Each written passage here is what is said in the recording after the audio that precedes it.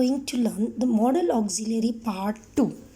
See, here I have written past tense. That doesn't mean that it shows a past tense. But when these modals are used with have, suppose followed by have, must have, should have, may, might have, could have, or to have. So whenever they followed by have, then always we use them with them the verb form third form of the verb, that is a past participle. Always remember, and when we are using have and past participle with this model gives us the sense of past tense. Suppose let's understand these things with the help of the following examples. He must have played. Now see here children, must is a auxiliary verb and followed by have and played. Played is a V3. That is, it gives us the sense of past tense. Now if I'll tell that you have to make into a negative, so how you can convert into a negative? He must not have played. Or if you want to make it interrogative, then must he have played. In that way you can make interrogative and negative also with the following rest of the sentences. Rahul should have played. It might have rained. He could have played. You ought to have fought for your nation. Children, today we are going to learn again should versus need. Should versus need, where we can use the should and where we can use need. Used, see here, should is used with a verb and need is used with a noun and pronoun. Now let's understand these things with the help of examples. First example under the heading of should, that is Geeta should go. Before go, should is there. The go is a verb. Go is a verb.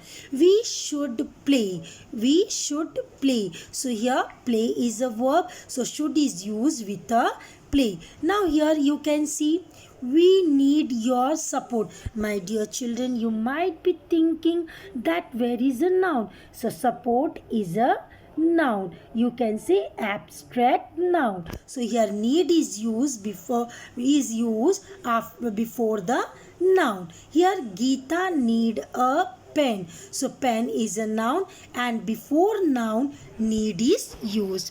Now let's see dare versus need. So dare and need, these are known as a semi-modals. Why we used to call them as a semi-modals, my dear children?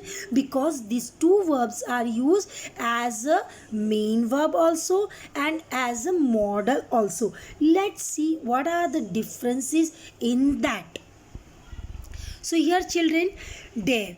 When dare is used as a main verb, we are inserting to before the verb. That infinitive we are taking. So when dare is used as a main verb, what kind of a sentence we can make? So positive, negative and interrogative. These three type of the sentence we can frame.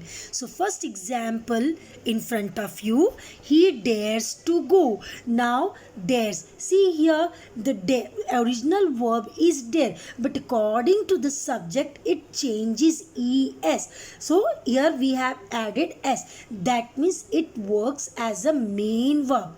It works as a main verb but not a modal. So he dares to go, it shows a assertive sentence. He does not dare to go, negative. Does he dare to go? That is a interrogative sentence. Now dare. When dare is used as a modal, we are not using to before the verb, and when we are using as a modal noun, as a modal dare, then what kind of a sentences we can make?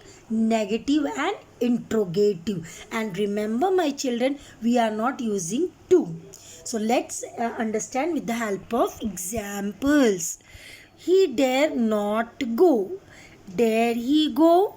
Dare he not go? So here, he dare not go, that is which kind of a sentence? Negative.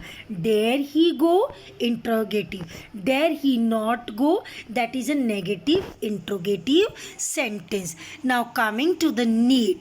When need is used as a main verb, then again like a dare, here we are using to in front of the before the verb to. And what kind of a sentences we can make when we are using need as a main verb? Then assertive, negative and interrogative. This type of the sentences we can make. Let's understand with the help of sentences. See here, I am talking about as a main verb. If it works as a main verb, it may change according to the tenses, according to the subject, for third person and first person. First sentence, let's see. He needs to meet me. So that is a positive sentence. He doesn't need to meet me. That is a negative sentence. Does he need to meet me? So this is what kind of a sentence, my children? That is interrogative. He needed to talk me. This is a past tense. He didn't need to talk. That is again the past tense. What kind of a sentence? Negative. Did he need to talk? Now children, we are going to learn that when need is used as a model. When need is used as a model, remember my children, we are not taking to. And what kind of a sentence we can make? That is negative and interrogative. Remember this formula. Now let's understand with the help of example. He need meet me. That is a positive sentence. He need not meet me. That is a negative sentence. Need he meet me? That is what kind of a sentence? Interrogative. If I say he needed meet me, that is absolutely wrong. Here needed. Now just see the verb needed. The past tense of the verb is used. So it cannot be said as a model. Here it is not working as a model. Now fifth sentence also you see. Needed he meet me? So here again you see what kind of a tense is used? Past tense. So it never can be say, we cannot say that it is a work, it's working as a model. Same thing is with the dare. Now see, when dare is used as a main verb, okay, as a main verb, then what we are doing? See here, dare as a main verb, then what kind of a sentence we are making? That is positive, negative, interrogative. We are using to with the verb. So present, past, future you can make as a main verb when you are using. But when you are using a dare as a model, you cannot we are not using there to, and we can make only negative and interrogative sentence, and it cannot be used in future. Present and past we can use, but we cannot use there into a future tense. Coming to the need, if need is used as a main verb, then what we are using? To before a verb. So if it is used as a main verb, then we can use in a present form, in the present tense, in a past tense, in a future tense. But when it is used as a model, when it is used as a model, we cannot use to.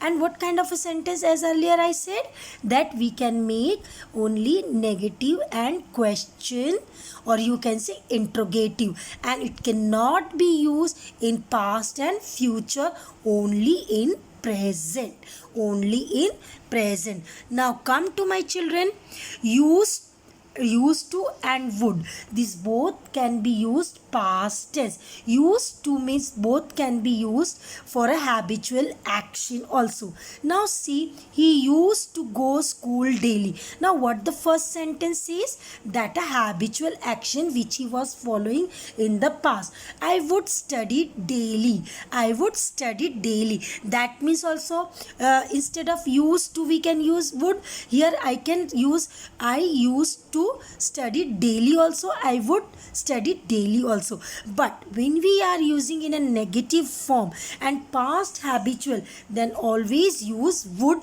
instead of used. Here I have shown with the help of example.